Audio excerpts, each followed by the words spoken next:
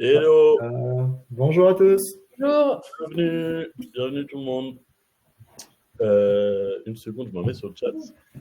Salut tout le monde. Salut à tout le monde. Bon, on a déjà plus d'une centaine de personnes. Un petit peu. Ah, ok. Bonjour à tous, bienvenue. On attend quelques minutes que les retardataires se ramènent, si ça vous va. Ouais. Très bien.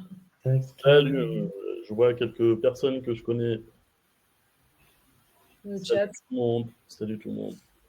On peut rappeler peut-être, John, le fonctionnement de Livestorm pour ceux qui n'ont pas l'habitude, peut-être pour les questions, les sondages.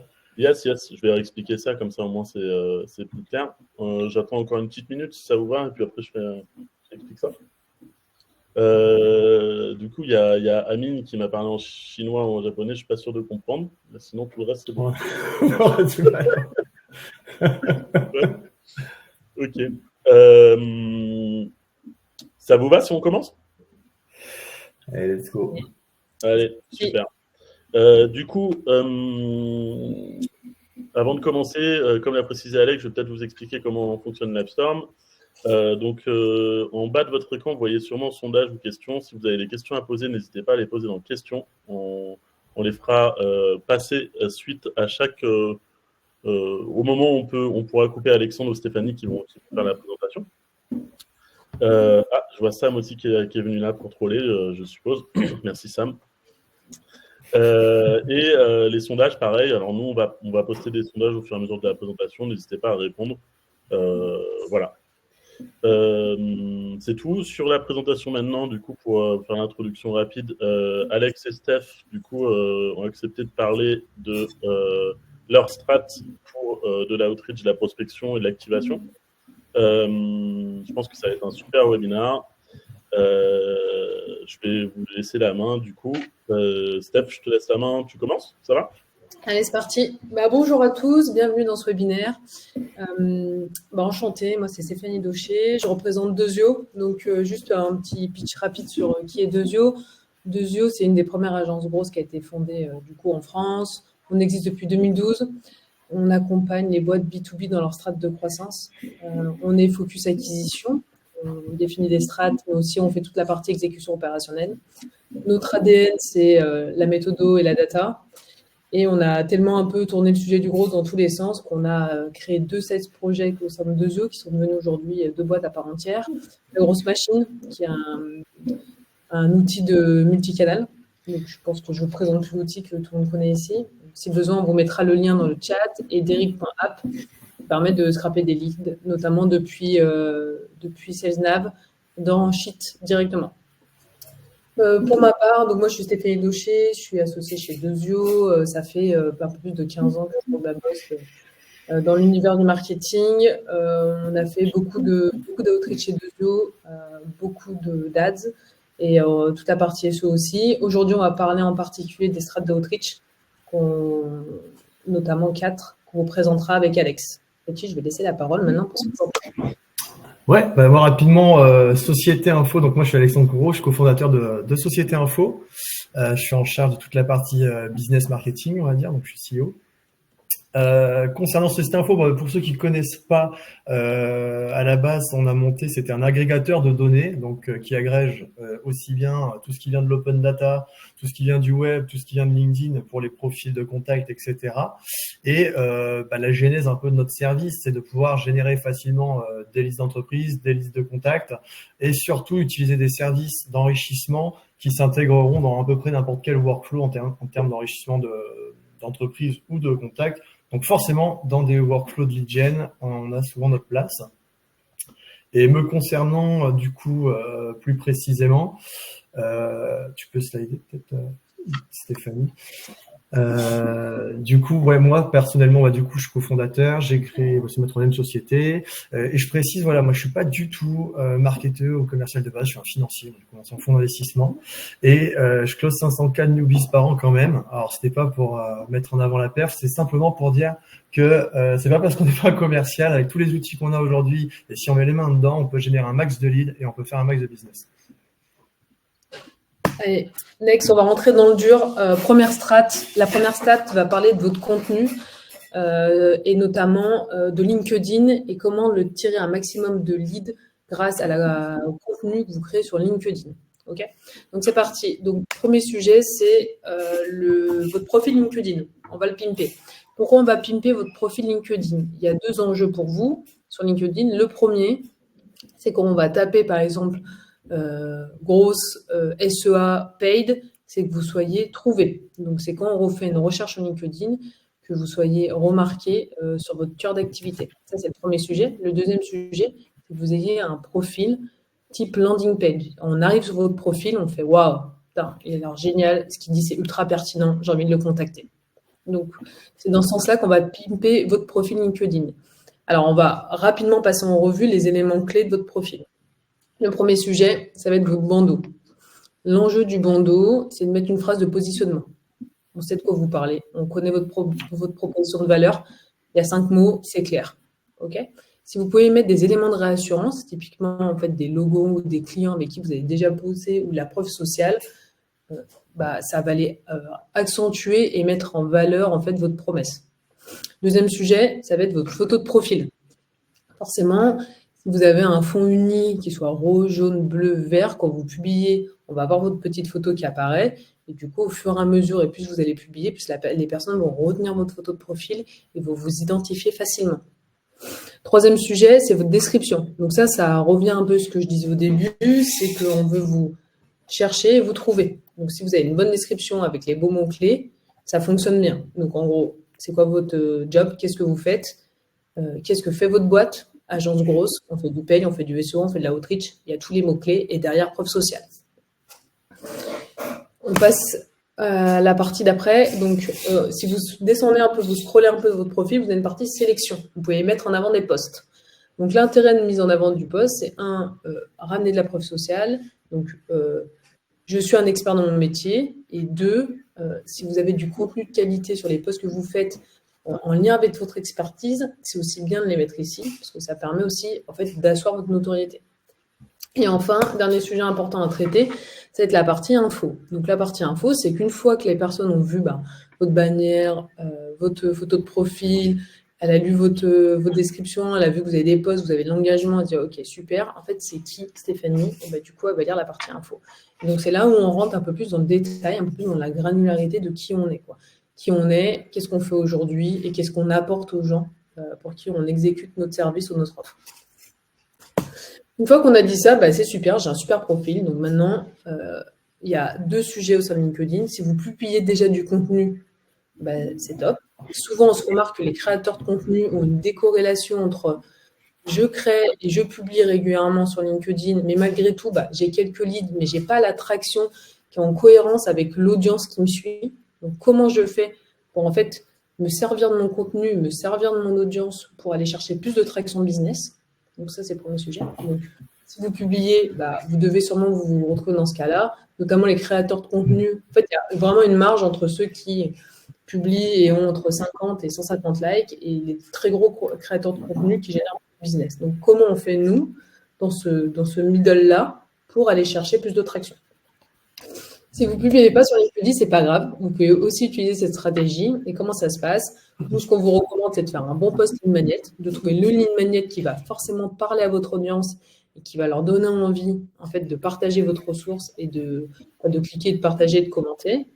Et d'autant plus que si vous voyez que ce post lead magnet fonctionne bien, il y a une fonction dans LinkedIn Ads qui va vous permettre d'aller sponsoriser votre post.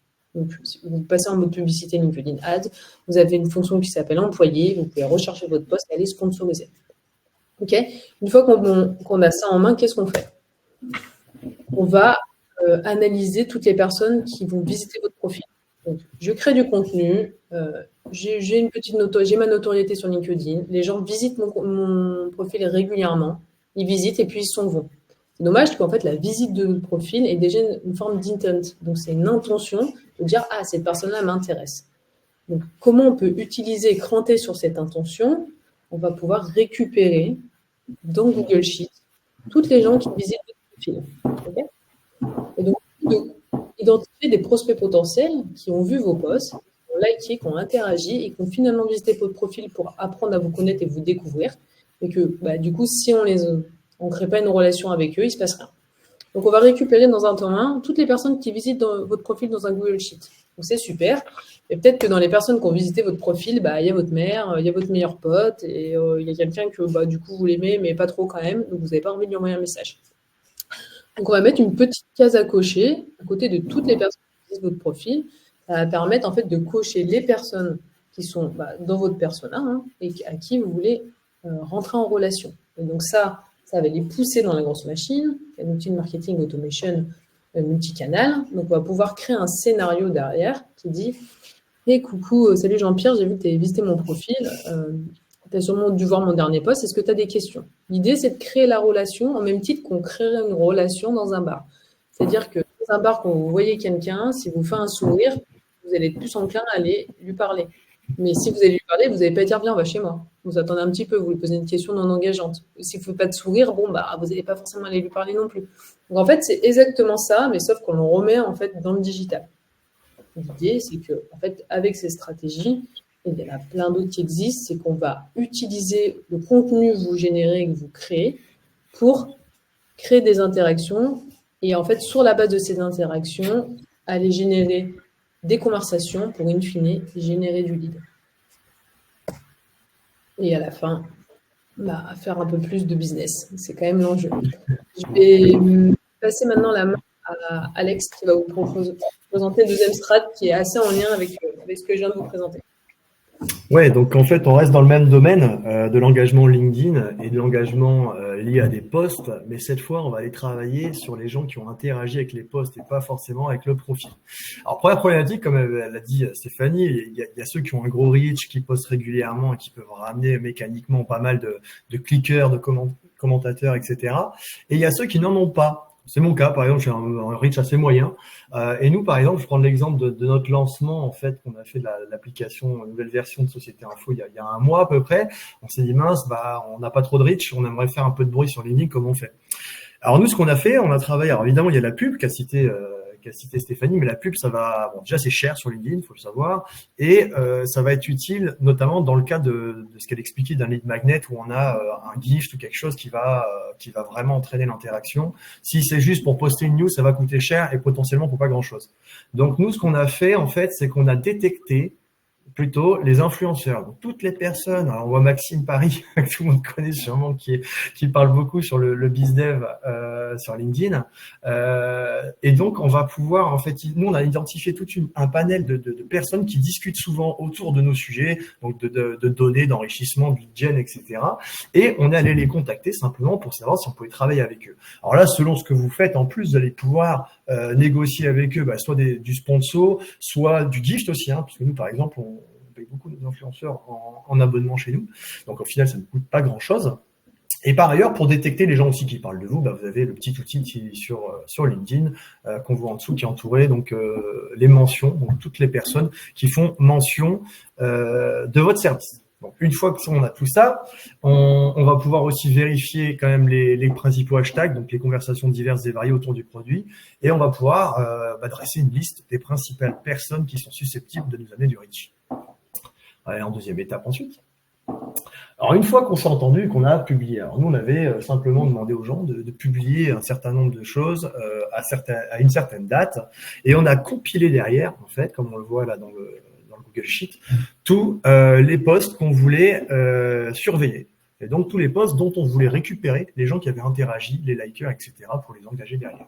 Pour ce faire, on peut utiliser principalement deux outils, Captain Data et Phantom Buster, qui vont vous permettre en fait de collecter du coup les URL de profils liés aux publications de posts, et on peut automatiser ça sur plein de posts, donc notamment Captain, on utilise Captain personnellement, et on va pouvoir du coup récupérer tous les profils des likers, commentateurs, etc.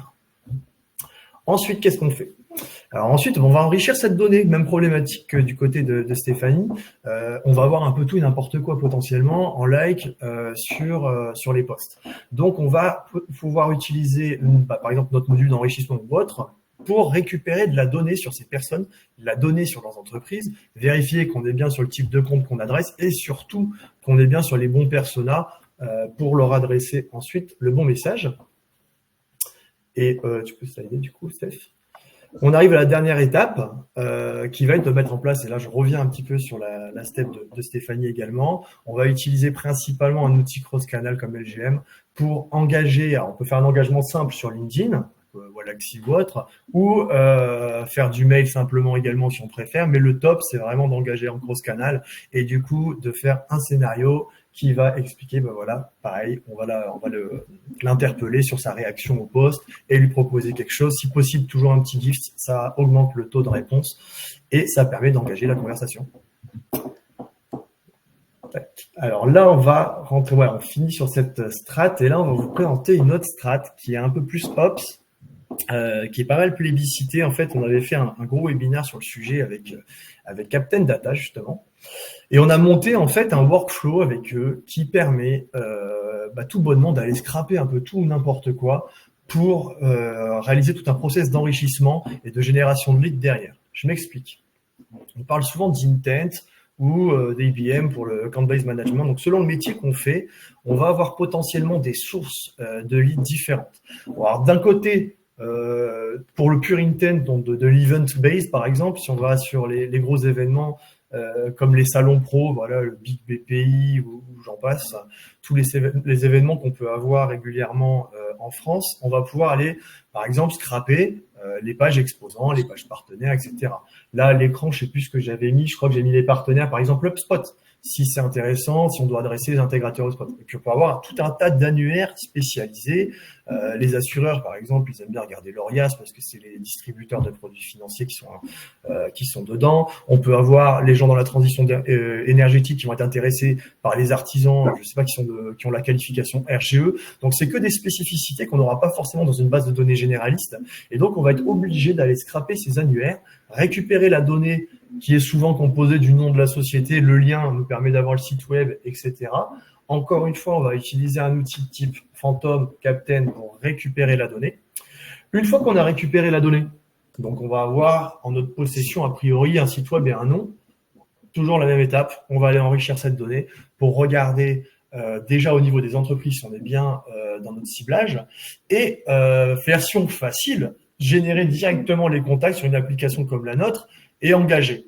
Encore une fois, cross-canal ou monocanal au choix. Sinon, il y a la version encore plus pointue qu'on avait montée avec Captain. Alors là, c'est un workflow qui est un peu plus pointu, qui va partir. Bon, on a fait la première étape, on voit la step 1, ça va être d'enrichir la donnée. Là, ils utilisent notre service. Ensuite, on va repartir sur LinkedIn pour vraiment détecter le profil de la société et utiliser SalesNav pour détecter tous les profils de la boîte. Quelle différence avec la première version? La première version, si j'utilise Full Société Info, par exemple, pour générer les contacts, on n'a pas la prétention d'avoir non plus l'exhaustivité des profils, etc. Donc là, on va être sûr qu'en temps réel, j'identifie bien tous les profils sur SalesNav reliés à la société. Je vais, l'étape 4, agréger les données d'entreprise et de contacts pour créer une master database. Et en finale, je vais finir par enrichir les contacts pour avoir plus d'informations et notamment l'email grâce à Société Info. Et donc, ce workflow, là, un peu plus complexe, mais il faut savoir qu'il est préconçu déjà chez Captain. Et on vous balancera le lien aussi du replay de webinar et il y a un support technique vraiment step by step pour mettre en place ce genre de workflow qui peut être assez pratique, surtout si vous avez des scrappings récurrents peut-être de certaines sources que vous voulez mettre en place. Ça permet de scaler, d'automatiser tout ça tous les mois, tous les 2 mois, etc. Et puis la dernière étape est toujours la même, on engage. Ok.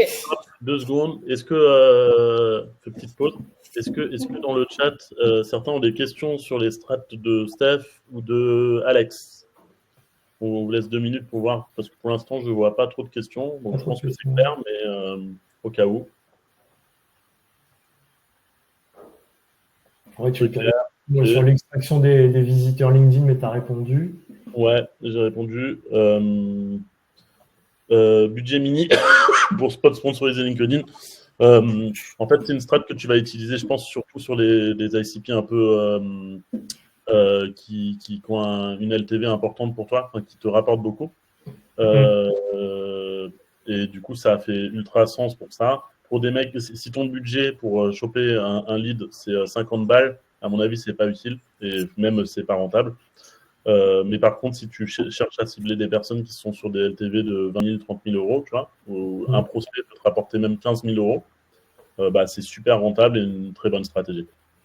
Ouais, pour préciser ça, nous, par exemple, sur nos stats, à peu près, on va être autour de 50 euros du lead sur du AdWords ou sur du Meta, quand on va être à près de 200 sur LinkedIn. Donc, clairement, faut faire gaffe à ce qu'on fait sur LinkedIn, c'est très cher.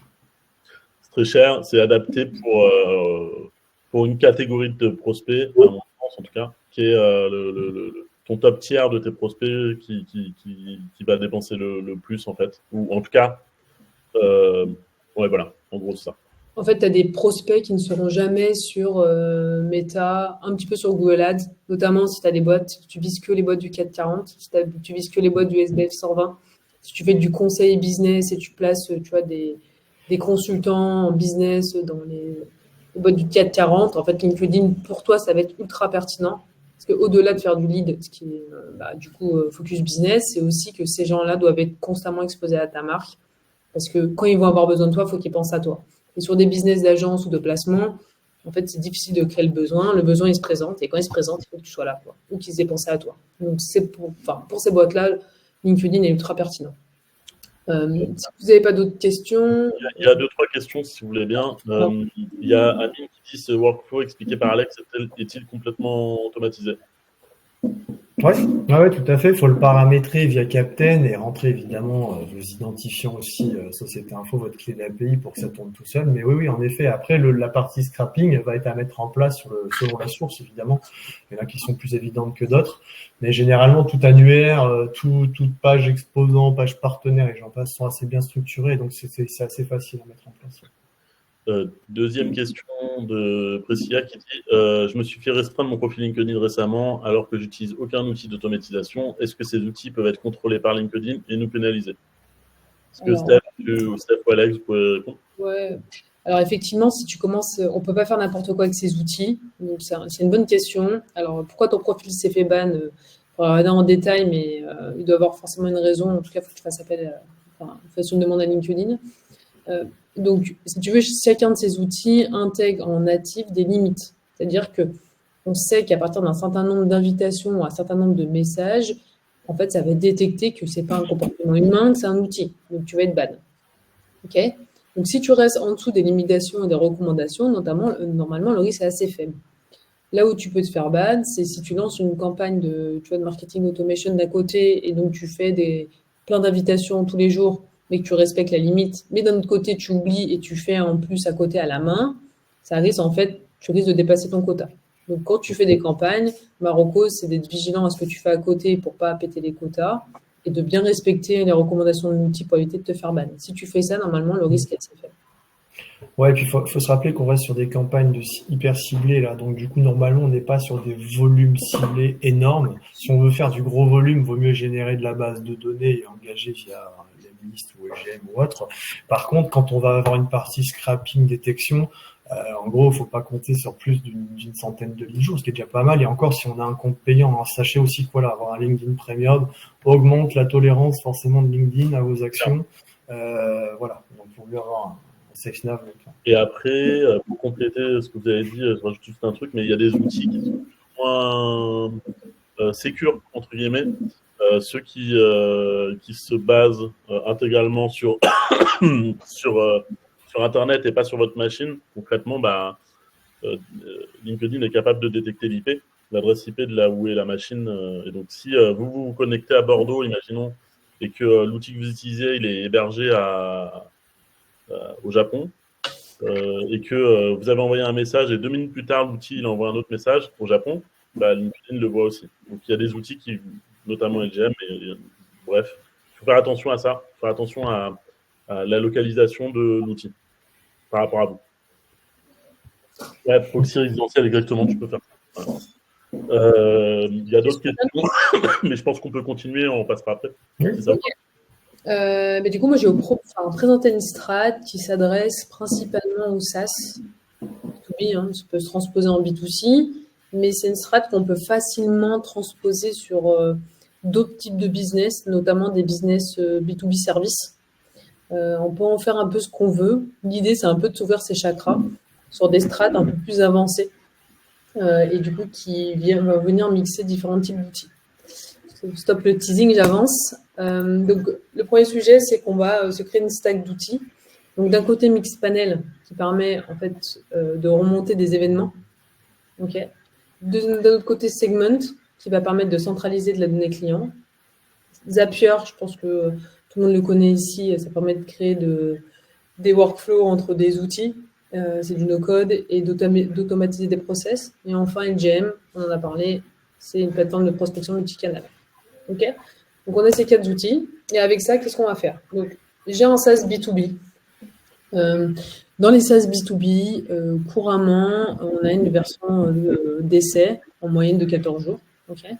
On sait que les gens qui vont utiliser la version d'essai, qui vont la consommer, ont plus de chances de devenir clients que ceux qui ne la consomment pas. Okay. On va dire qu'on veut travailler sur ces sujets. Donc, un premier sujet, ça va être, je veux augmenter le nombre de personnes qui vont tester mon SaaS. C'est-à-dire, la personne s'est inscrite, mais au final, elle n'a pas commencé son trial. La personne s'est inscrite, elle a commencé son trial, mais à la fin, 3 jours avant la fin de sa période d'essai, elle n'a toujours pas basculé en version premium. Okay. Une fois qu'on part de ce constat, qu'est-ce qu'on fait? On va dans Mixpanel et on va créer 2 cohortes. La première cohorte, ça va être les users qui sont inscrits, qui n'ont pas enclenché leur période d'essai. La deuxième cohorte, ça va être les users qui sont inscrits, qui ont enclenché leur période d'essai, mais qui, du coup, sont toujours pas basculés en premium. Okay. On crée ces 2 cohortes dans Mixpanel. Une fois que ça c'est fait, on va aller dans Segment et en fait, dans la partie source, on va récupérer nos cohortes qu'on a créées. Okay. On récupère ces cohortes, on la met dans la partie source. D'un autre côté, on va envoyer une destination. Notre destination, c'est un webhook. Un webhook qui va être donné par Zapier. Okay. Donc, c'est simplement une URL qui est générée par Zapier, qui va aller interroger constamment, en fait, en disant est-ce qu'il y a de la data, est-ce qu'il y a de la data. Là, en l'occurrence, on récupère cette URL et on la met en destination ici dans Segment. Ce qui veut dire que dès que dans ma cohorte, j'ai quelqu'un qui arrive à la fin de sa période d'essai et pas devenu premium, hop, il va tomber dans mon Zap, qui va les pousser dans une séquence toujours LGM. Okay. Une audience qui se crée, des personnes qui sont en fin de période d'essai et qui ne sont pas passées en premium. Une fois que j'ai ça, de nouveau, on repart sur LGM. On va faire une séquence de mail ou de LinkedIn, où se trouve votre cible. Donc, on peut aussi faire en disant s'il n'est pas dans mes contacts, alors je bascule dans les mails. Simplement lui envoyer un petit audio en disant hey, salut Jean-Paul, j'ai vu que tu étais en période d'essai chez nous, ça arrive bientôt à la fin, est-ce que tu as des questions? D'ailleurs, j'ai vu que tu étais dans Test Secure, j'ai peut-être un use case qui pourrait t'intéresser, tiens, je te mets le lien, et si tu veux qu'on se parle, n'hésite pas. Donc, en gros, c'est de créer le bon moment pour aller parler à la personne et s'adresser à elle pour l'incentiver pour qu'elle bascule en version premium. Et notre enjeu ici, dans cet exemple, c'est juste d'utiliser un trigger qui va dire ok, là, je détecte que j'ai 60% des gens qui passent ou 40% des gens qui passent en version premium. J'aimerais passer ne serait-ce qu'à 50%. Je vais mettre en place une stratégie dédiée à ça. Pourquoi c'est intéressant? C'est que souvent, on a tendance à être focus, ce qui est bien, hein, acquisition. Et là, il y a peut-être, ok, avec la même acquise, je peux peut-être juste augmenter le nombre de personnes qui passent en version payante. Et juste en faisant ça, je vais dégager plus de revenus sans mettre plus d'argent dans mon acquisition. C'est en fait tous les moments de vie de mon user que je vais utiliser pour aller chercher plus de revenus. Et donc, du coup, forcément, l'enjeu après, c'est une fois que vous mettez en place, par exemple, ce type de stratégie, c'est de dire avant, combien j'avais de visiteurs, combien j'avais d'inscrits, combien j'avais de personnes qui utilisaient ma version trial, et combien maintenant j'en convertis. Donc là, j'ai pris l'exemple de dire, bah tiens, j'arrive en fin de période d'essai et j'ai toujours pas passé en premium. Et une fois que j'ai débugué la matrice de ce côté-là et que j'ai atteint un taux de conversion satisfaisant, je peux très bien prendre, maintenant, je sais qu'il y a 40% des gens qui, en fait, n'utilisent même pas mon outil, c'est-à-dire même en version d'essai, ils font 0 action. Et du coup, comment je vais les aider à ce qu'il y en ait la moitié qui commencent à utiliser l'outil pendant la période d'essai. Et donc, je ne focus pas sur l'acquisition, mon acquisition à la base constante. Je vais aller me focus sur tous les triggers tout au long de la vie de mon utilisateur avant qu'il souscrive. Après, je pourrais faire ça aussi pendant la période où il a souscrit et j'ai envie de faire l'upsell sur des sujets. Donc, c'est juste pour vous ouvrir les chakras. C'est qu'un exemple de strat, mais ça, c'est transposable sur plein de sujets, plein de triggers, que ce soit en SaaS ou même en B2B service. Je fais une petite parenthèse. Peut-être mettre un petit commentaire peut-être avant que tu termines là-dessus sur cette strat qui est vachement intéressante pour les SaaS parce que bon, il y a l'acquise comme tu dis, la transfo et puis il y a même le nurturing derrière et tout ce qui est CSM, on va dire de maintien et de renouvellement des utilisateurs.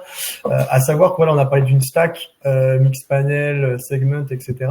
À noter que nous, par exemple, on le fait beaucoup chez nous. Bon, évidemment, quand on est éditeur de ça, souvent on a une bonne équipe tech qui peut nous remonter pas mal de choses.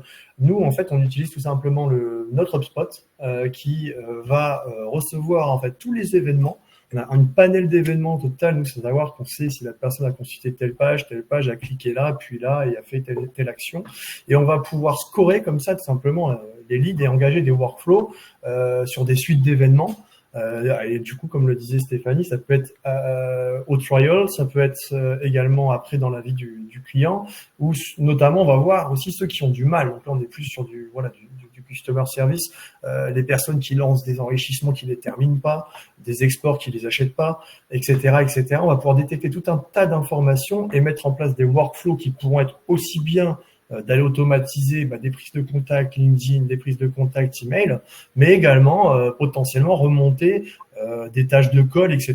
pour des équipes BizDev ou CSM. Oui, exactement. Merci Alex pour ce complément. J'imagine que vous avez des questions sur cette strat juste avant. On profite qu'on soit tous ensemble pour faire un petit appel du pied. On cherche chez Devio un Outreach Manager. Donc, si vous adorez les défis, vous êtes autonome et organisé, il faut savoir que chez Devio, on est full remote, que vous aimez la tech, vous aimez la prospection, vous aimez les sales, et envoyez votre CV. John va vous mettre le lien vers l'offre dans le chat. On sera ravis de vous rencontrer et d'échanger avec vous. Du coup, John, je te laisse si tu veux. Alors, du coup, vous avez été super rapide, les gars, parce que du coup, vous avez pris une demi-heure, alors vous avez pris 1 heure. Donc, je pense qu'on a grave du temps là pour poser des questions, pour décortiquer les points qui étaient peut-être moins. Merci Sam. Effectivement, c'est toi. Si vous avez des questions, n'hésitez pas. Sinon, on peut revenir sur des points s'il y a des choses qui n'étaient pas tout à fait claires. Si vous voulez qu'on revienne sur des points, parce qu'on a encore le temps, parce que Alex et Steph, c'est des fusées. Ils ont tout expliqué en très vite. Je pensais qu'on serait plus long. Ouais, moi aussi, je pensais que vous seriez plus lent, mais vous avez parlé très vite et je pense que tout le monde a l'air d'avoir compris. Donc, je vais reprendre déjà aussi les questions auxquelles on n'a pas répondu pour l'instant. Ouais. Afef a commencé à répondre à certaines questions. Mais je pense que je peux quand même, vous pouvez regarder si vous voulez, ou sinon je vous les pose comme vous voulez. Pour revenir sur la strat, je pense, de Steph, sur la première strat avec la prospection sur LinkedIn avec de la pub, quel est le TV minimum conseillé pour de la prospection sur LinkedIn? Je pense que c'est pour ça. Est-ce que tu as une idée, une réponse à donner à ça? Tu me parles, c'est pour une question pour moi, John ou... Ouais. Quel est le TV minimum conseillé pour la prospection sur LinkedIn? 200 € par prospect ou par lead sur LinkedIn? Est-ce que ça te paraît cohérent ou est-ce que ça te paraît pas assez? Est-ce que c'est pas une... En fait, moi je dirais, tout dépend. En fait, il faut que tu modélises ton funnel. Si tu veux avoir une réponse précise, c'est difficile si tu veux un coût par lead ou une LTV isolée, ça ne veut rien dire. Ce qu'il faut, c'est refaire ton funnel. Donc, en gros, c'est à la fin, c'est quoi ton panier moyen? Donc, ça te permet de dire, OK, quel niveau de rentabilité je veux par rapport à mon panier moyen, par rapport avec tes coûts de structure, etc. Donc, peut-être x4, x5, etc. Et après, il faut refaire ton funnel en inverse. Donc, pour faire ça, on va le faire dans le bon sens, tu vois.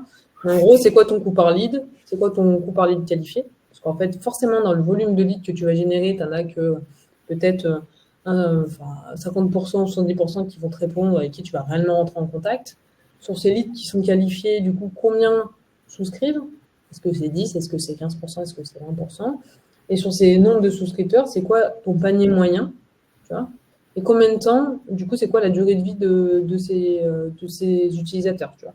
Une fois que tu as modélisé ton funnel, ça va te permettre, en fait, déjà, d'avoir une vision claire sur du coup quel niveau de rentabilité tu veux atteindre. 2, quel coût il faut associer à chacune des étapes de ce funnel pour en fait obtenir cette rentabilité. Est-ce que c'est cohérent par rapport au marché ou pas?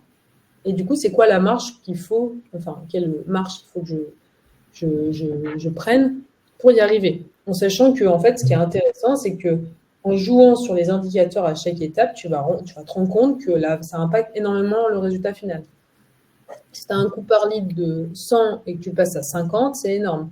Si tu as un coût par lead de 100 et qu'en fait, tu n'as que 30% de gens qualifiés, ça a un impact énorme sur ton coût par lead qualifié.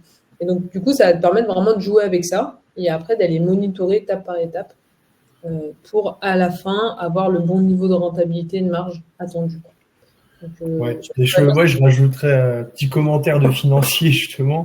On parle beaucoup d'LTV dans le SaaS, à savoir que quand même, il y a le paradigme qui change pas mal ces dernières années, notamment, vous savez, l'atmosphère ambiante, la montée de taux, etc. L'argent est plus cher. Et le CA, c'est bien, la marge, c'est mieux. Donc, de plus en plus, on va parler de marge contributive, en fait. Et du coup, de se dire, quand je génère un lead qui m'a coûté 200 et qui me rapporte 500, mais combien réellement je gagne? Pas combien en chiffre d'affaires, mais en marge. Donc, la marge contributive, c'est pas évident à calculer, surtout quand on est dans du SaaS, parce qu'on a beaucoup de coûts qui sont assez fixes. Donc, la marge contributive, théoriquement, c'est-à-dire que quand j'ai un euro de CA qui rentre en plus, combien je génère de charges en plus indirectement. Ça, faut l'estimer sur votre perf moyenne et établir en général plus 10 points, plus 20 points, plus 30 points parce que la marge contributive, ça étale les coûts, on va dire, à peu près fixes. Et c'est vachement important de savoir à peu près combien on gagne sur un euro qu'on génère en plus. Ça vous permet vraiment de pouvoir justement calibrer les coûts d'acquisition et aussi, encore une fois, c'est une question d'objectif. Si vous voulez 10% de marge, c'est pas pareil que si vous voulez 30% de marge comme objectif financier, forcément. Je dis juste un truc avant de couper 2 secondes. On a oublié de préciser un truc au début comme à la fin. 2 choses. Premièrement, pour tous ceux qui ont participé au webinaire, vous allez recevoir un email avec des cadeaux pour tout le monde. Donc, félicitations, vous avez gagné tous 10K crédits sur Derrick et 1000 crédits Société Info. Donc, vous allez recevoir ça. Et deuxièmement, j'en profite aussi pour vous dire que demain, on organise un autre webinaire. Si ça vous intéresse, je vous envoie le document. Comme ça, vous l'avez. Voilà. Hop. Une seconde. Alors, je check une dernière fois les questions. Voilà.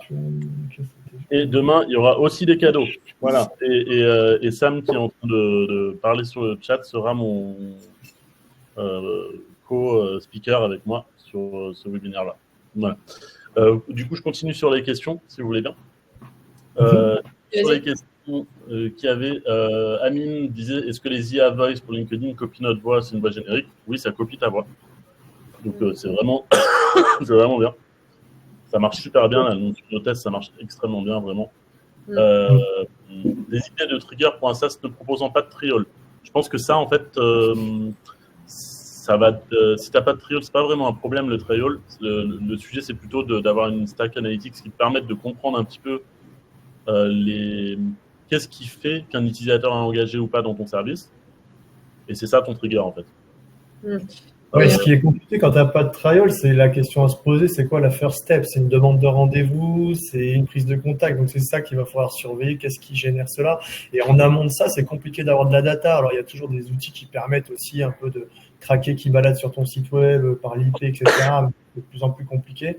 C'est vrai que quand tu n'as pas le tout, nous, par exemple, on fait beaucoup du freemium, mais assumé, parce que ça nous génère plus de 100 inscriptions tous les jours. Sur cette base-là, on peut traquer les gens. Sur cette base-là, on peut segmenter, voir ceux qu'on attaque en priorité, voir ceux qu'on attaque dans un second temps. Et en fait, c'est souvent une porte d'entrée, le trial ou le GIF ou peu importe, qui va permettre de générer pas mal de volume. C'est vrai, quand la porte est fermée, que les gens n'ont que le site web et c'est soit ils s'inscrivent, soit ils s'inscrivent pas. Et en plus, c'est directement en payant, il faut solliciter un rendez-vous. Il y a quand même une barrière supplémentaire à franchir.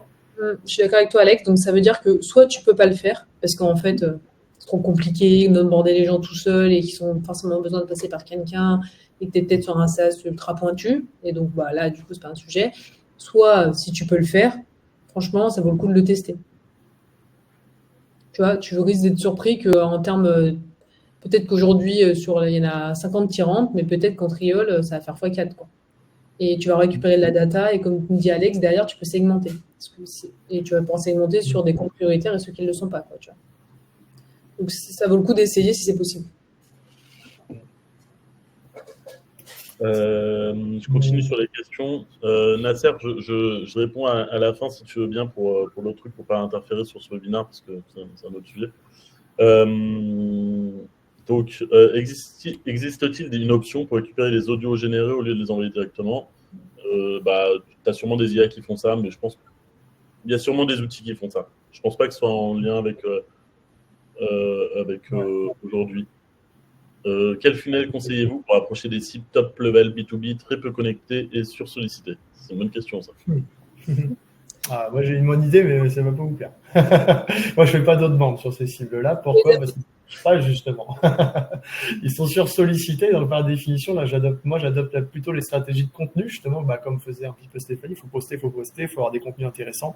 Et c'est de l'inbound, en fait. Là, il faut attirer ces profils-là. Parce que même quand on veut attaquer du top level dans du CAC 40 ou autre, déjà rien que pour trouver la personne, c'est impossible. Donc, on va taper tous les responsables, on va taper complètement à côté. Les gens sont sursollicités, ils répondent pas, ils regardent pas. Donc, le tout, c'est de faire du bruit, faire du contenu intéressant. Et petit à petit, ça arrivera à leurs oreilles, soit directement par eux, soit par leur N-1, N-2, N-3. Et c'est comme ça, en fait, nous, qu'on arrive à remonter des gros comptes. C'est pas en les attaquant, en essayant d'avoir le décide. Et après, s'ils sont très peu digitalisés, il me semble que c'est ce que tu as dit. Ça veut dire que du coup, ils sont peu exposés à ton contenu. Donc là, tu réfléchis à mettre en place 2 strates. C'est-à-dire que ce que disait Alex, je trouve ça super pertinent de dire j'attaque le niveau hiérarchique en dessous pour faire remonter au-dessus, parce qu'eux ne sont pas exposés. Ça, c'est une bonne idée. Mais après, sinon, il faut repasser dans le physique, quoi, s'ils sont peu digitalisés, tu vois. Ouais. Si tu n'as pas le choix. Les bonnes vieilles tables rondes ou les events, apéros. Exactement, les réseautages, les événements physiques, les mecs, tu payent le petit-déj, un bon truc, un bon sujet bien pointu dans leur niche. Tu leur envoies aussi, tu vois, tu peux les contacter aussi par des méthodes plus traditionnelles, hein, tu vois, leur envoyer des petits cadeaux, leur dire on va faire un événement, envoyer un petit cadeau avec, tu vois.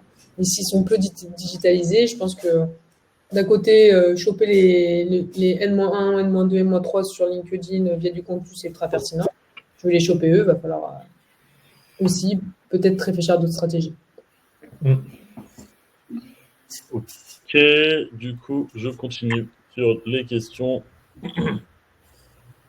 Une seconde, j'essaie de retrouver là où on en était. Théo, est-ce Bertrand qui pose une question? Non? Il y a Loïc qui pose une question, j'ai répondu, mais je veux bien aussi votre avis. C'est est-ce que vous avez des intent seniors qui, d'après vous, sont vraiment sous-exploités et qui sont bien? Alors, sur quoi, Loïc? Sur LinkedIn, de manière générale? Ou c'était... C'est pas précisé, c'est ça? Non, c'est pas précisé. C'est pas précisé. Ça va dépendre. Moi, je pense que ça va dépendre quand même majoritairement de ton business parce que c'est vrai qu'on a tous. Alors, c'est ça qu'il faut se poser. Il y a des intents généraux du type, recrutement, les levées de fonds, mais tout le monde les exploite, je trouve. Ouais. Nous, par exemple, moi, j'en ai un, par exemple, spécifique à notre secteur. Nous, on a remarqué qu'on a des grosses missions d'enrichissement, nettoyage, génération de données sur toutes les personnes qui changent de CRM. Donc, en fait, on peut faire une veille, nous on fait une veille directement dans notre application sur toutes les sociétés qui changent de CRM. Et du coup, on a une alerte quotidienne qui va nous dire, telle boîte a changé, on a détecté un hotspot qu'il n'y avait pas avant. Et c'est le moment d'y aller, parce que c'est souvent au moment où ils font ces tests et qu'ils font des migrations qu'ils en profitent pour faire des gros nettoyages de données. Mais encore une fois, c'est très dédié à notre business. Après, c'est à vous de vous poser les questions sur ces petits points qui vraiment... Nous, on a des assureurs qui travaillent sur les sinistres, qui font des veilles sur les sinistres. Pourquoi ? Une société a eu un gros sinistre, ils vont y aller 3 mois après pour lui demander s'ils sont contents de leur assureur. C'est souvent pas le cas. Ça leur permet de mettre le pied dans la porte et de dire on l'aurait mieux géré. Voilà. C'est un peu chacun va être. On va avoir des bonnes triggers. C'est vraiment propre à chaque business, je pense. Ouais, je suis entièrement d'accord avec toi, Alex. Et en fait, si tu cherches ces intentions-là, il faut que on peut t'aider à te poser les bonnes questions, mais en fait, seul toi aura les réponses. C'est-à-dire à quel moment dans la vie de mon prospect, je suis utile? Quel événement? Qu'est-ce qui se passe chez lui, en endogène ou en exogène, qui va faire que je suis dans le bon contexte pour lui proposer ma solution. Tu vois? Alex disait, tu vois, il prenait l'exemple de l'assureur, il vient d'avoir un sinistre, forcément. Souvent, ça se passe mal, on n'est jamais content du niveau de remboursement. Coucou, 3 mois après, tu vois. En gros, du coup, il faut remettre ça en perspective par rapport à ton prospect, par rapport à ton offre. À quel moment, selon toi, c'est le bon moment pour aller les contacter? Quel est son contexte interne, externe? Et est-ce qu'il y a des événements que tu vas être capable de détecter en fait, via le web, tu vois, par exemple, notamment, sur lesquels on va pouvoir cranter pour créer des stratégies? Ça, c'est le premier sujet. Mais après, donc ça, c'est un sujet plus spécifique à l'outbound, de dire, OK, c'est quoi les signaux faibles qui dit que là, je peux les contacter. Sinon, on les contacte, c'est super, mais c'est pas le bon contexte. Le message, il fait pas sens. Deuxième sujet, c'est avec toute la partie, ce qu'on a vu en première strate, création de contenu, qu'on a présenté Alex et moi en disant, je crée du contenu, du coup, je génère plein d'interactions et plein d'intentions. Comment je capitalise sur les intentions et quelle stratégie je mets en place? Donc, on a parlé des personnes qui utilisent mon profil, les personnes, les influenceurs et les gens qui commentent et qui montrent qu'ils ont un intérêt. Mais ça peut être très bien des gens qui commentent tes posts et au bout du 3e commentaire, toi aussi, tu vas commencer à visiter son profil, commencer à commenter. Et puis, au bout de 2, 3, 4 commentaires, tu vas rentrer en relation avec lui. Quelque part, vous avez déjà l'impression de vous connaître. Tu vois. Donc, en fait, ces strates-là.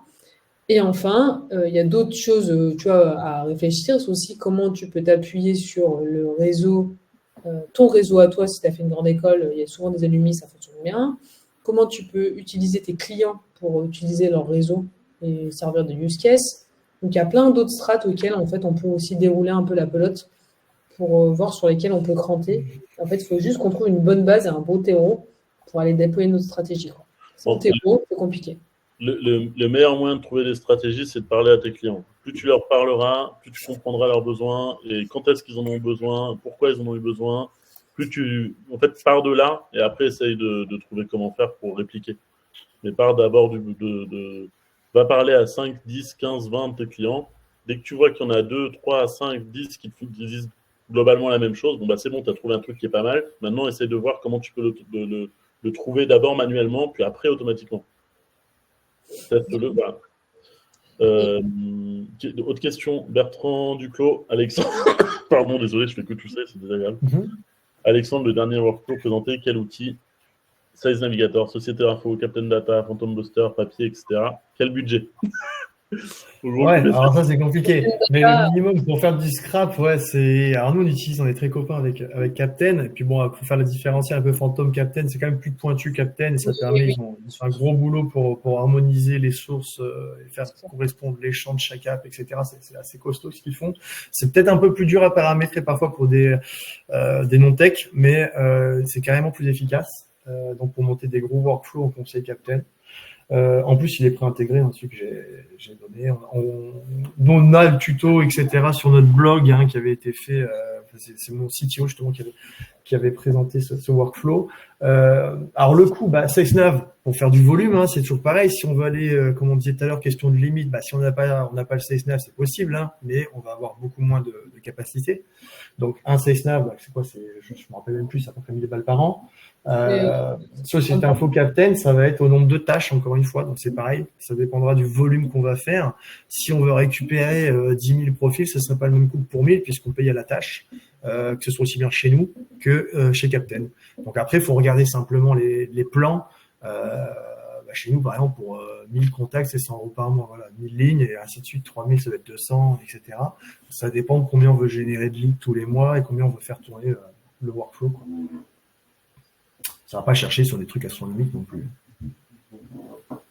Ok. Quelle stratégie pour un budget market / reach réduit? Si tu n'as pas de budget ads pur, c'est simple, c'est faire du contenu, avoir du temps.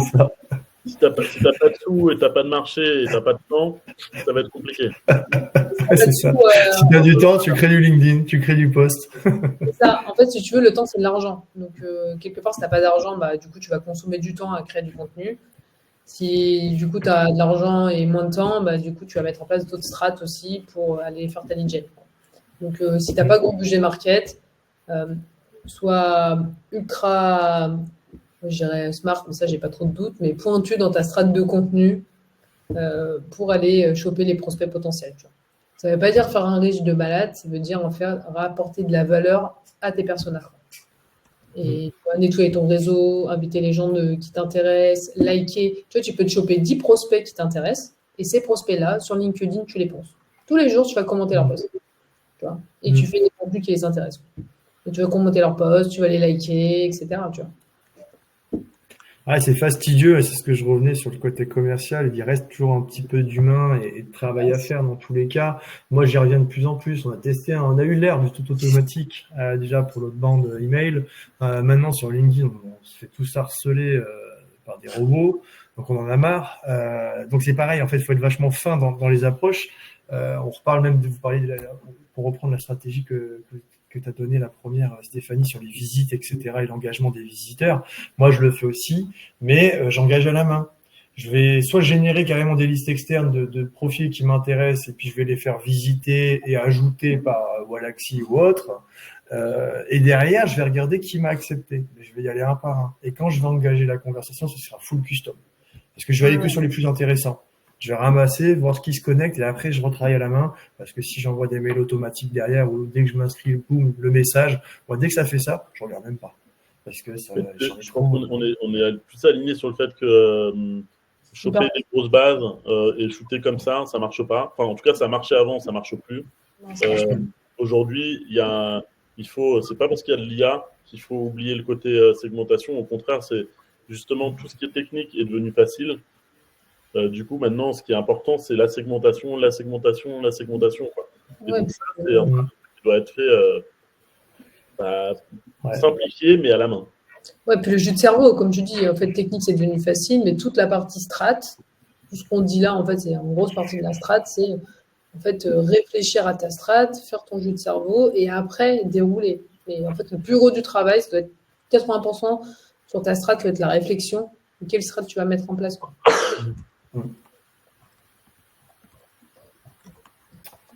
Des questions, John? Ouais, il y en a encore. Alors, il y a des questions sur est-ce qu'une campagne full LinkedIn peut être pertinente? Et qu'une campagne full LinkedIn? Ouais. Je vois pas pourquoi. Oui, ça peut l'être si tes prospects sont sur LinkedIn, bien sûr. Ça veut dire que, comme on vient de dire, il y a avant tout du travail à la main. Parce que si tu pars en mode bourrin, je vais inviter tous mes prospects, tu as 70% des gens qui ne t'accepteront pas dans leur invitation. Donc, dans tous les cas, si tu fais que du full LinkedIn, il va falloir que tu passes du temps à le faire de manière méthodique et créer l'engagement, du vrai engagement. Sinon, si tu envoies des invitations, tu vas passer à côté de la plupart de tes prospects.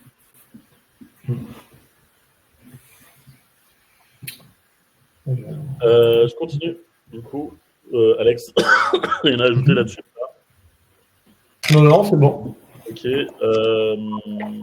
Est-ce que Derrick permet d'exporter plus de 3000 personnes? Non, alors Derrick ne permet pas d'exporter, je réponds parce que ça me fait plus, mais il ne permet pas d'exporter des posts, mais des recherches SaveNav, donc c'est pas exactement pareil.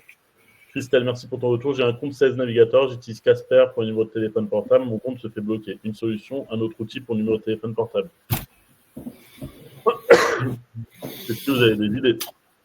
Alors, non, moi j'utilise assez peu, on utilise assez peu. Moi, nous, on utilise à la marge Casper. Nous, on ne fait pas de téléphone direct parce que vous savez, alors je vais faire un peu le relou sur le plan juridique, mais sachez quand même, du RGPD, les téléphones directs et les 06 notamment, c'est dangereux. Et la CNIL tape de plus en plus fort sur ces sujets. Alors, si vous êtes tout petit, etc., ça va.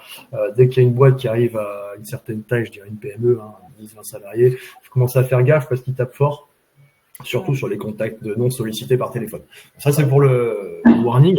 Après, pour la technique, je ne savais pas qu'il y avait des problèmes avec Casper. En l'occurrence, qu'on utilise à la marge des fois pour acheter du nu, mais en fait, on n'a jamais eu de soucis. Je ne sais pas si tu as eu des soucis, toi, Stéphanie, de blocage via Casper. On n'utilise pas trop, on fait pas trop de téléphone portable, très peu. Donc, il y a Lusha, sinon qu'on connaît tous, mais c'est pareil. Il faut savoir que c'est en termes de sourcing de data, c'est sale, quoi. C'est des Israéliens qui je ne sais pas si vous connaissez l'histoire de Lucha, mais c'est comment ils ont fait pour récupérer les numéros de téléphone, vous savez ça? En gros, ils ont créé plein d'applications mobiles des petits Ouais. jeux, etc. Et ils ont ils ont récupéré le numéro de téléphone en créant plein de petits jeux, de petites applications comme ça. Ils en ont fait une grosse base de données avec vos numéros de téléphone, alors que vous n'avez pas demandé quoi que ce soit. Et ils ont du coup plein d'informations. Ils sont basés en Israël, donc ils craignent pas grand-chose, eux, de leur côté, parce qu'ils sont pas soumis à la RGPD. Mais c'est pas votre cas. Ouais, et surtout faites gaffe, nous on a un de nos confrères allemands qui a partagé il y a peu les CGV de la plupart de ces acteurs qui sont Lusha, Casper, Cognizant, même les Zoom Info, Apollo Co, hein, les ricains. Comme ils se branchent sur votre boîte mail souvent pour faire, parce que c'est souvent des applications qui mixent un peu data et engagement, donc il y a un peu de côté soft pour en shooter du mail, hein, concrètement. Les gars, ils le marquent clairement dans leurs conditions, ils vont poncer tout votre contenu en prétextant que c'est communautaire, etc. Mais en fait, ils vous volent vos datas. Hein. Clairement, ils vous volent vos datas, ils vont les revendre à votre voisin.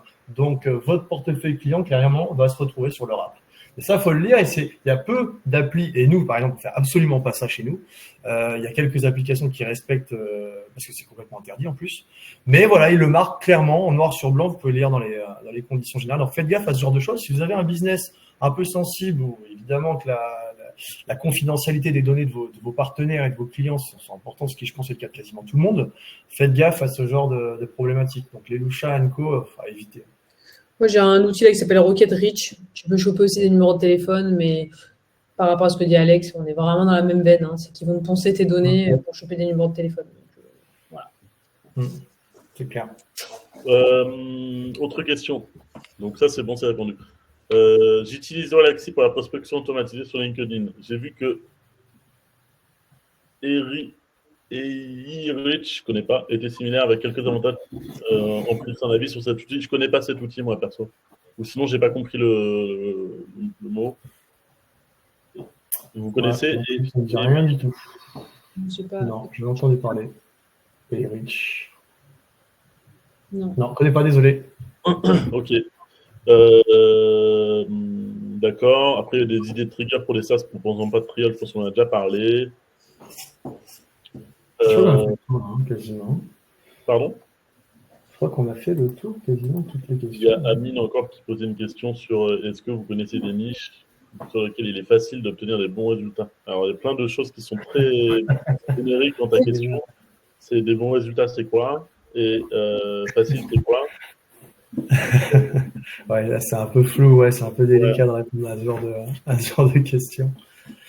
Puis entre nous, on ferait pas de webinaire comme ça si c'était si simple aussi. C'est vrai qu'il n'y a pas d'autres méthodes que test and learn, quoi. Tester des trucs, des fois, c'est chiant parce qu'on passe du temps à monter des workflows, à enrichir, et on a peu de retours. Il faut pas se décourager parce qu'on va trouver des micro-niches, etc. Ces micro-niches, on pourra les réexploiter chaque année, certainement, parce que ça bouge, il y aura des nouveaux contacts.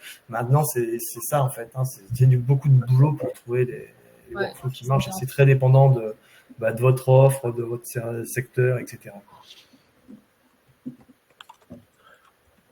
Ok, du coup c'est bon. Je termine du coup si ça vous va. Merci Steph, merci Alex pour votre temps. C'était super intéressant. Moi aussi j'ai appris des trucs donc c'est cool. Qu'est-ce que je voulais dire d'autre?